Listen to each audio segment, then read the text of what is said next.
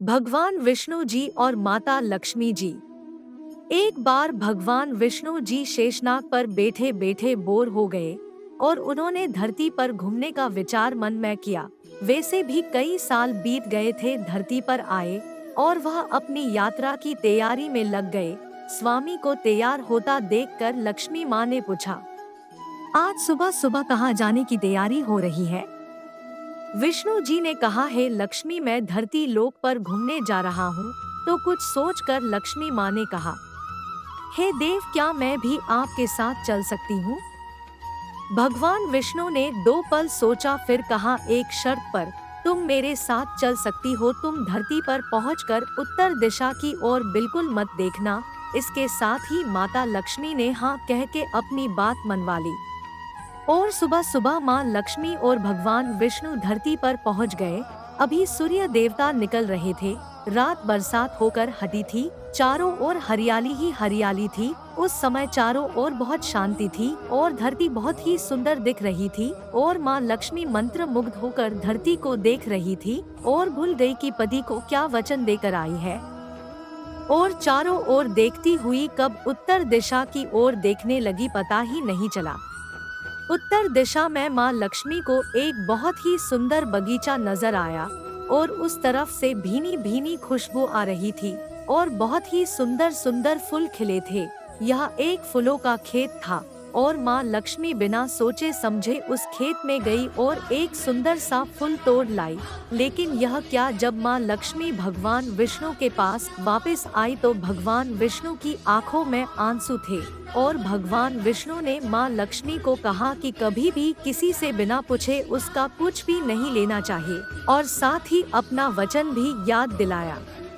माँ लक्ष्मी को अपनी भूल का पता चला तो उन्होंने भगवान विष्णु से इस भूल की माफी मांगी। तो भगवान विष्णु ने कहा कि जो तुमने जो भूल की है उसकी सजा तो तुम्हें जरूर मिलेगी। जिस माली के खेत से तुमने बिना पूछे फूल तोड़ा है, यह एक प्रकार की चोरी है।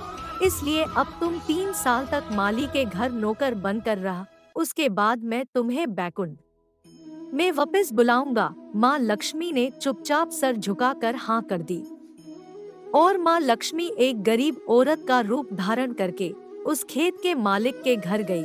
घर क्या, एक झोपड़ा था और मालिक का नाम माधव था।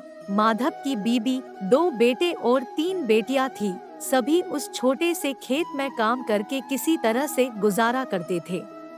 माँ लक्ष्मी जब एक साधारण और गरीब औरत बनकर जब माधव के झोपड़े पर गई तो माधव ने पूछा, बहन तुम कौन हो और इस समय तुम्हें क्या चाहिए? तब माँ लक्ष्मी ने कहा, मैं एक गरीब औरत हूँ, मेरी देखभाल करने वाला कोई नहीं है। मैंने कई दिनों से खाना भी नहीं खाया, मुझे कोई भी काम साथ में मैं तुम्हारे घर का काम भी कर दिया करूँगी। बस मुझे अपने घर में एक कोने में आसरा दे दो। माधव बहुत ही अच्छे दिल का मालिक था। उसे दया आ गई, लेकिन उसने कहा, बहन मैं तो बहुत ही गरीब हूँ। मेरी कमाई से मेरे घर का खर्च मुश्किल से चलता है। लेकिन अगर मेरी 3 की जगह 4 बेटियां होती तो भी मुझे गुजारा करना था। अगर तुम मेरी बेटी बनकर जैसा रूखा सूखा हम खाते हैं उसमें खुश रह सकती हो तो बेटी अंदर आ जाओ। माधव ने माँ लक्ष्मी को अपने झोपड़े में शरण दे दी और माँ लक्ष्मी 3 साल उस माधव के घर पर नौकरानी बनकर रही। जिस दिन माँ लक्ष्मी माधव के घर आई थी उससे दूसरे दिन ही माधव को इतनी आमदनी हुई फूलों से कि शाम को एक गाय खरीद ली। फिर धीरे धीरे माधव ने काफी जमीन खरीद ली और सब ने अच्छे अच्छे कपड़े भी बनवा लिए और फिर एक बड़ा पक्का घर भी बनवा लिया।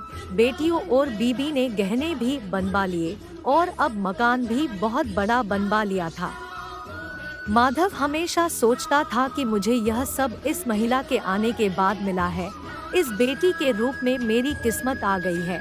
और अब 2 से 5 साल बीत गए थे, लेकिन माँ लक्ष्मी अब भी घर और खेत में काम करती थी।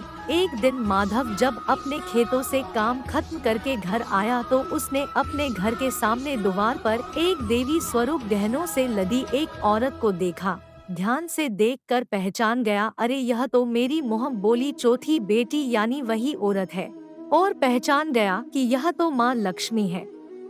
अब तक माधव का पूरा परिवार बाहर आ गया था और सब हैरान होकर माँ लक्ष्मी को देख रहे थे।